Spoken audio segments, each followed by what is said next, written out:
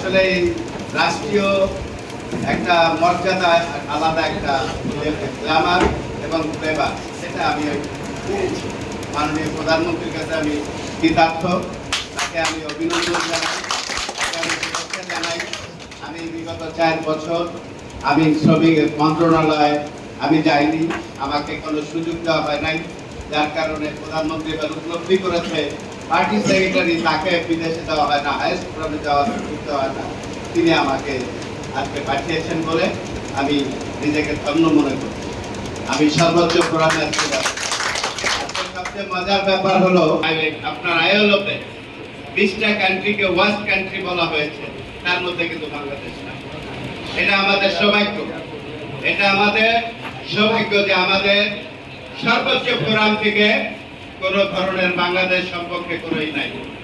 আমরা বিশাল টিম যাচ্ছি এবং 37 জনের টিম যাবে। আমাদের দলনেতা থাকবেন মাননীয় শ্রম প্রতিমন্ত্রী বীর মুক্তিযোদ্ধা জনাব নজরুল ইসলাম খান, নজরুল ইসলাম সাহেব, তিনি আমাদের নেতৃত্ব দিবেন। উনি হয়তো সম্ভবত আগামীকাল যাবেন। আমি আর আমার যে ফেডারেশন, সেখানে আমরা 2 জন আজকে যাচ্ছি এবং আমার সভাপতি বীর মুক্তিযোদ্ধা জনাব দুর্গুতুব আলম মান্নান সাহেব, তিনি আগামীকালকে যাবেন। সেই কারণে আপনারা আমাদের জন্য দোয়া করবেন। ওখানে যদি ভূমিকা রাখার সুযোগ থাকে, বলার সুযোগ থাকে, সে জায়গায় আমরা বলার সুযোগ পাব। বলার বক্তব্য রাখার সুযোগ মাত্র 3 মিনিট। শ্রমিক পক্ষে থেকে একজন বলবে, মালিক পক্ষে থেকে একজন বলবে, সরকার পক্ষে থেকে একজন বলবে। এই জায়গায় বিশ্বের যত শ্রমিক মন্ত্রী আছে, শ্রমমন্ত্রী, ভারত বলেন, আইএলওর মেম্বার, 134টা দেশ আইএলওর মেম্বার, প্রত্যেকটা দেশের সরকার, মালিক, শ্রমিক প্রতিনিধি এখানে। সেই জন্য আমি আপনাদের কাছে দোয়া চাই, ভালোবাসা চাই। আপনার আমার সকলের শ্রদ্ধা ভাজন, ভালোবাসার মানুষ, যিনি জাতীয় শ্রমিক লীগকে তিল করে সারা বাংলাদেশে একটি সুসংগঠিত সংগঠনে পরিণত করতে সক্ষম হয়েছে। নির্বাচিত এবং বিমান শ্রমিক লীগের সর্বস্তরের শ্রমিক কর্মচারী অহংকার, যার হাত ধরে বিমানের প্রত্যেকটা কর্মী, প্রত্যেকটা কর্মচারী, প্রত্যেকটা শ্রমিক তাদের ন্যায্য আদায়ের জন্য।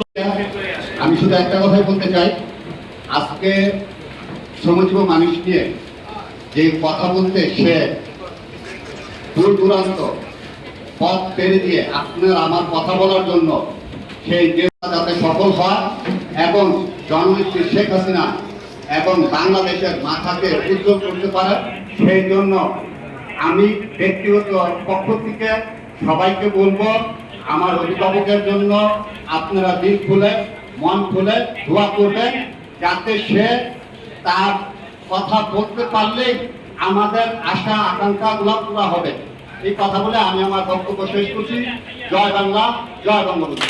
বিসমিল্লাহির রহমানির রহিম।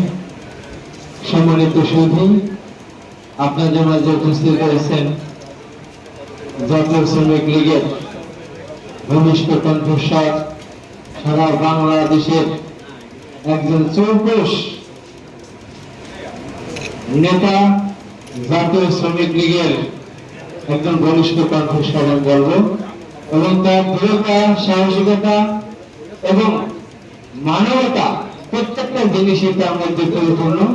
তিনি হচ্ছেন আমাদের জাতীয় শ্রমিক লীগের সম্মানিত সাধারণ সম্পাদক জনাব কেএম আজম খসরু।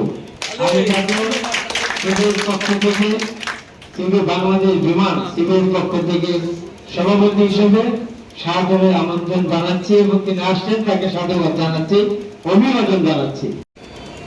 112তম সভার যোগদান উপলক্ষে জাতীয় শ্রমিক লীগের বিপ্লবী সাধারণ সম্পাদক আজকে যে আয়োজন, ক্ষুদ্র পরিষদের আয়োজককে সভাপতি আব্দুর রহমান বিমান শ্রমিক লীগের উপস্থিত, যাকে কেন্দ্র করে